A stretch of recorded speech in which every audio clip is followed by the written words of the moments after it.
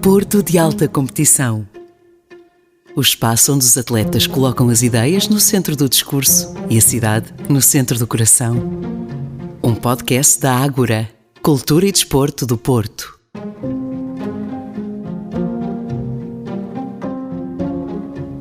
Quando há uns anos uma rapariga decidia seguir desportos de combate, algo de estranho se passava. Era olhada de lado, havia algum mal-estar junto da família, porque, diz-nos a literatura clássica, que as meninas de boas famílias não se metiam em confrontos desnecessários. Beatriz Almeida ainda se lembra dos primeiros treinos de boxe, em que era quase a única rapariga presente. Teve que se fazer valer entre os atletas masculinos, mostrar que uma mulher também pode conquistar títulos e se ingrar num mundo ainda feito de muita testosterona. Apesar de tudo, os últimos anos mudaram. São cada vez mais as atletas que se destacam nesta modalidade.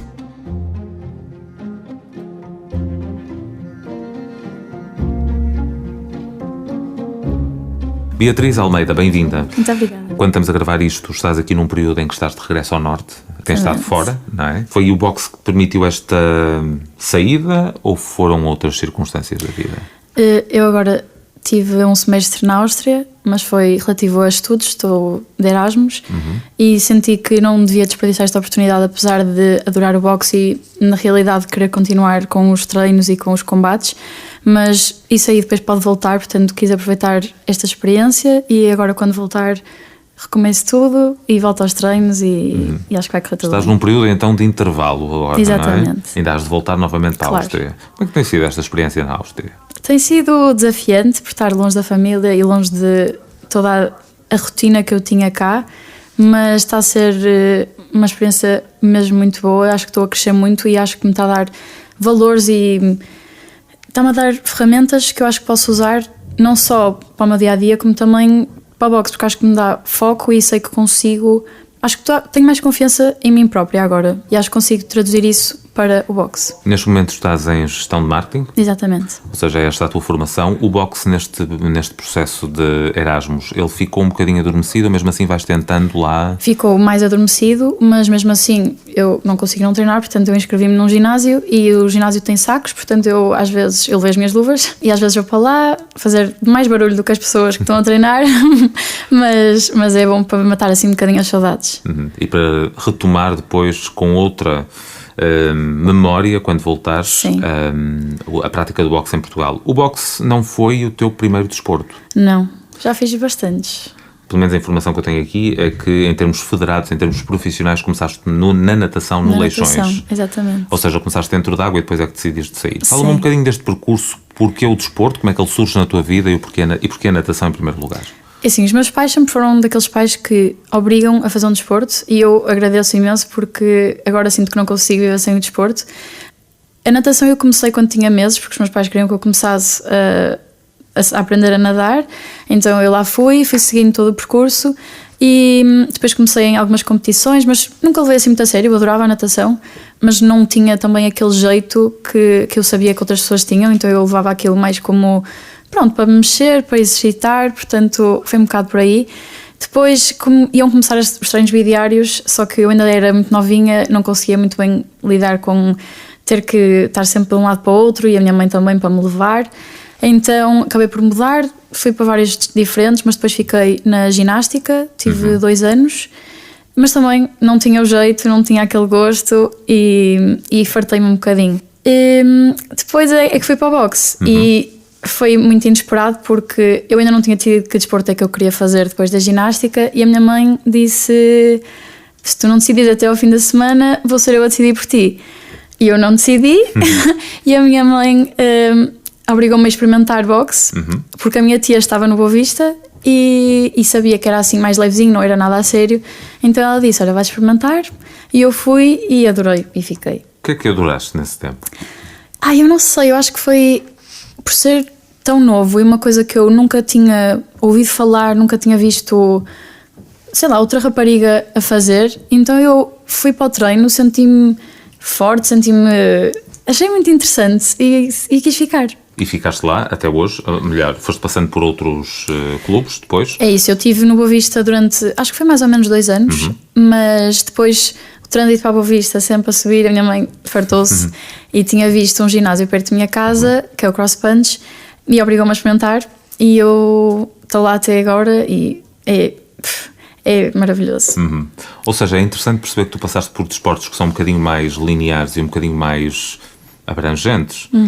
E depois o boxe, aquele que é mais disruptivo, foi aquele que te agradou mais, quase de uma forma impositiva. Ou seja, a tua mãe arranjou-te, nem foste tu que te foste experimentar, e acabou por criar aqui uma relação interessante entre, como se a tua mãe te tivesse dado um presente que ficou para a vida. Quase, e ela nem tinha bem noção, porque quando ela me obrigou a experimentar era só para eu fazer desporto, como sempre foi.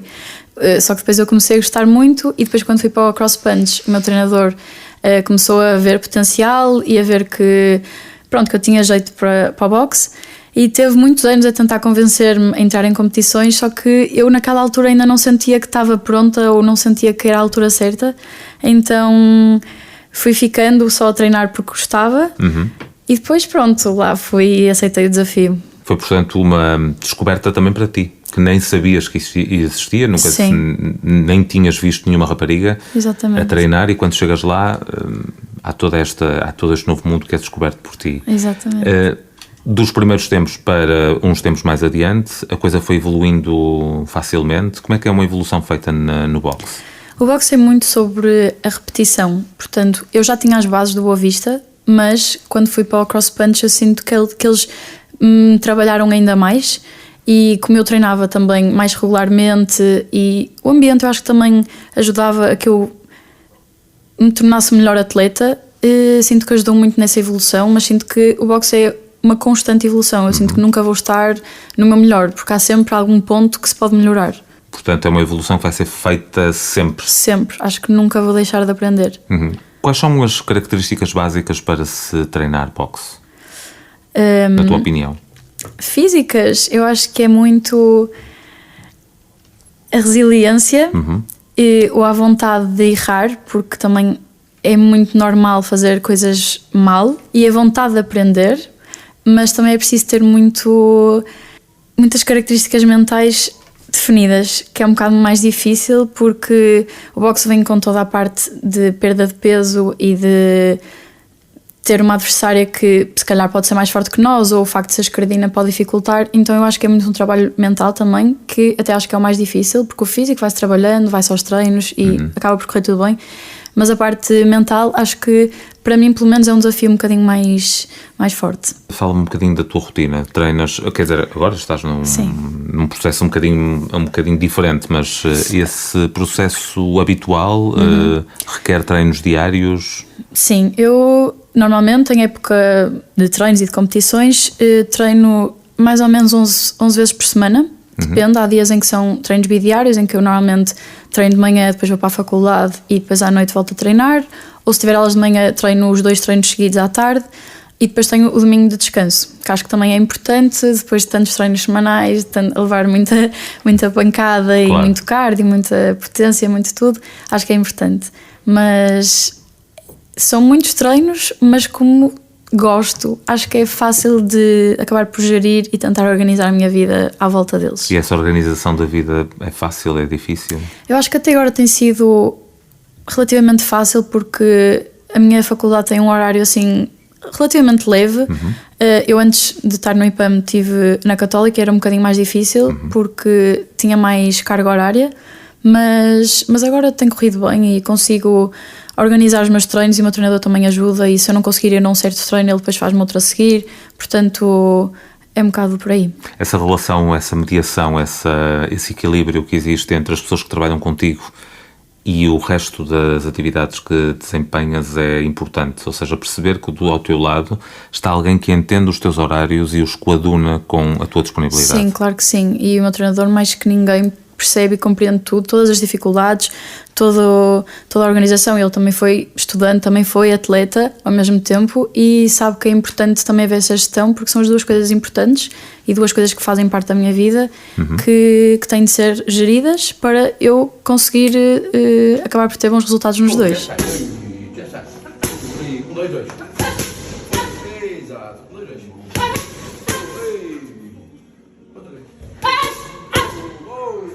E as mazelas físicas? Tenho algumas, isso é o problema de treinar tanto e descansar tão pouco. São lesões que já tenho há algum tempo e eu até achei que agora em Erasmus eu ia conseguir, se calhar, curar algumas delas. Mais ou menos, é a parte mais difícil. Agora que voltei também, o corpo já não está habituado a tanta pancada e a levar um treino tão intenso. Então, algumas já sinto que estão a retomar, mas eu acho que agora, como vou começar aos poucos e com calma, acho que vai correr tudo melhor. O que é que custa mais em termos de mazelas físicas? Mãos, pernas? É as mãos. Eu tenho uma lesão assim no dedo que, como tenho que estar sempre a bater em cima da dor, nós tentamos contornar isso com uma gase que pomos para ajudar durante os treinos, mas é isso. As lesões são um bocado chatas. Demoram muito tempo a passar e muito quando passam há uma outra nova que aparece. E portanto estamos sempre de lesão em lesão. Sim. É preciso gostar muito. É preciso gostar mesmo muito. É quase como se fosse uma lesão de estimação. Quase. Há quem tenha um animal de estimação, tu tens uma lesão de estimação que vai contigo e faz contigo este caminho. Já estou bem mais que habituada. Estava a ver aqui que em 2016 foi o teu arranque no boxe. Estamos em 2024, a terminar o ano 2024 vão 8 anos. Sim. E ao longo deste tempo todo foste evoluindo favoravelmente dentro da modalidade. Foste, aliás, vice-campeã nacional em 2022 e 2023. Portanto, há aqui expectativas e há aqui ambições fortes no que diz respeito à tua carreira. Há muitas ambições e no boxe às vezes parece que nós treinamos tanto para depois um combate ou 2 combates de 9 minutos e às vezes fica ali mesmo aquela... A vontade já é extrema de ganhar, mas depois temos aquele... Parece que está mesmo quase, e quando não se consegue às vezes ficamos mesmo abalados porque foi muito treino para o que parece que é nada, apesar de que eu também acho que se ganha muito com as derrotas. Eu no início do ano fui à Suécia, primeira experiência internacional que eu tive e perdi logo, mas... Nunca tive uma competição que me desse tanto, porque depois eu voltei para Portugal com tanta vontade e com muito mais confiança em mim própria, porque eu antes sentia que entrava no ringue e olhava para a minha adversária e achava que ela era melhor que eu. E agora eu já consigo não ter essa mentalidade e pensar que não, treinamos as duas, estamos aqui as duas, vamos dar o nosso melhor e eu sou boa, treinei muito, portanto vou dar o meu máximo e ajudou-me muito para o resto das competições que eu tive até ao verão. Essa mudança de chip é fundamental para um atleta de alta competição. Não olhar para o adversário como superior, mas olhar o adversário como um igual. Completamente. Eu acho que era essa mentalidade que me faltava no início. Que eu sabia que treinava, sabia que estava bem, mas não sei porquê, eu achava sempre que os outros eram melhores. Apesar de eu saber que treinava e dava o meu máximo. Portanto, o facto de eu ter conseguido mudar esse chip ajudou-me muito a também depois ter melhores resultados, porque ao confiar mais em mim, dava ainda mais do que eu achava que podia dar e ajudou-me muito.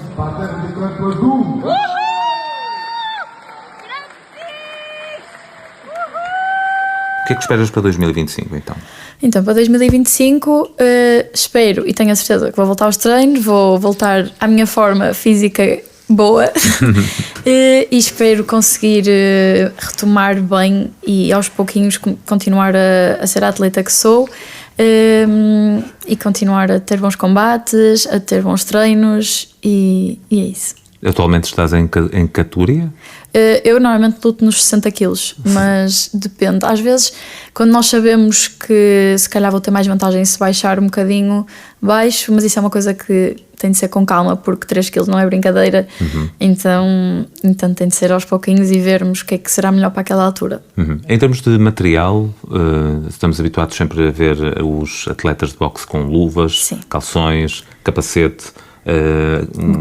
boquilha, que é aquilo para proteger os dentes, sim, que é sempre uma coisa muito útil no nosso dia-a-dia. É complicado arranjar este tipo de material? É caro?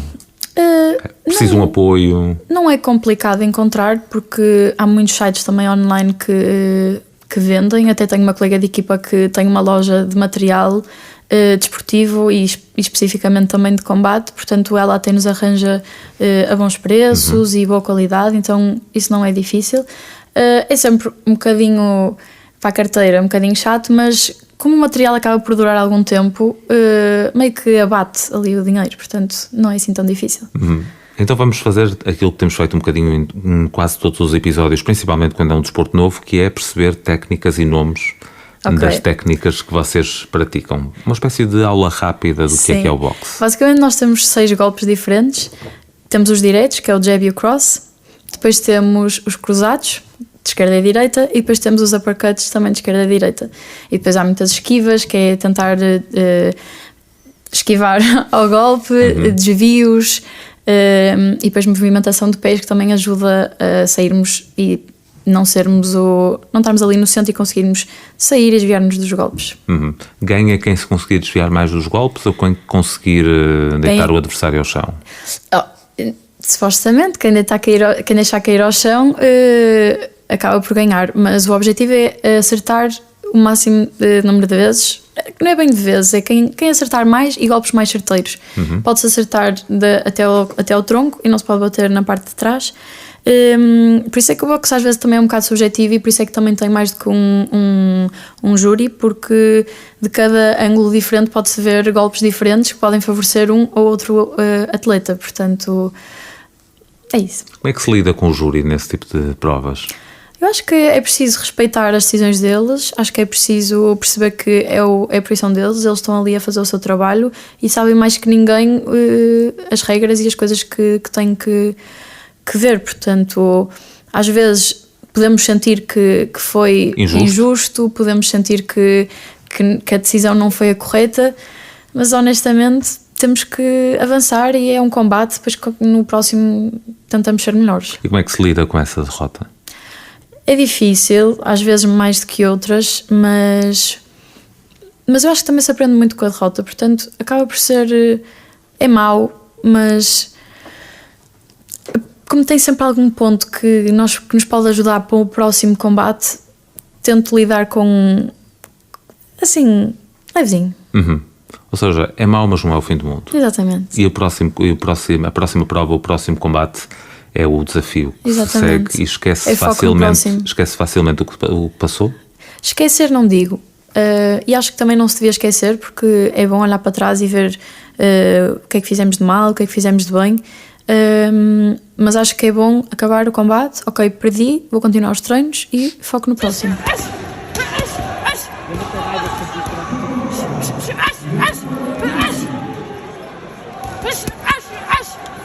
O Porto, neste momento, é também um dos apoios. Sim. É patrocinador, é teu patrocinador, viaja contigo nas provas que vais desenvolvendo. Como é que recebeste este anúncio quando foste selecionada para ser um dos atletas apoiados no programa de patrocínio? Foi muito bom, senti que o reconhecimento... Senti-me grata e, acima de tudo, como eu ainda não tenho assim muitos títulos, eu não sabia bem como é que ia ser, mas todo o meu esforço e dedicação acho que ajudou e senti que valeu a pena, portanto agradeço imenso. E sinto que me deu ainda mais vontade de ser melhor e de treinar mais e melhor e isso tudo. Estes patrocínios são sempre importantes para que os atletas possam também quase dar um salto para um novo desafio. Sentes o mesmo? Sim, e este ano acabou por ser diferente, porque eu na altura não sabia que ia de Erasmus, portanto se calhar não aproveitei tanto quanto poderia e queria, mas mesmo assim acho que é ótimo, e dar visibilidade também, por exemplo, agora aqui a falar, acho que é ótimo dar visibilidade ao desporto, à modalidade e pronto, estar a conhecer um bocadinho mais o boxe. E a tua cidade também apoiar-te também é um motivo de orgulho. Completamente. O que é que o Porto, neste momento, vive em Matosinhos? Sim. Mas o Porto está aqui ao lado. Claro. Não é? O que é que o Porto é para ti atualmente? Para além de ser uma casa-mãe para ti? Sim, o Porto é mesmo casa. Eu, ainda mais que agora fui embora um semestre, sinto que ainda valorizo mais o meu Porto, porque é mesmo a minha cidade, acho que é uma cidade tão bonita e acho que temos que valorizar mais. Eu até agora que estive a viajar por outros sítios, eu estava a dizer às minhas amigas que agora eu quero voltar ao Porto e quero ver o Porto com olhos de turista, porque às vezes sinto que levo como garantido e é uma cidade tão bonita que eu quero conseguir experienciá-la ao seu máximo. Portanto, para ti o Porto tem esse encanto. Sim. Na hora da chegada e da despedida também. Completamente. Porto de Alta Competição, um podcast da Ágora, Cultura e Desporto do Porto.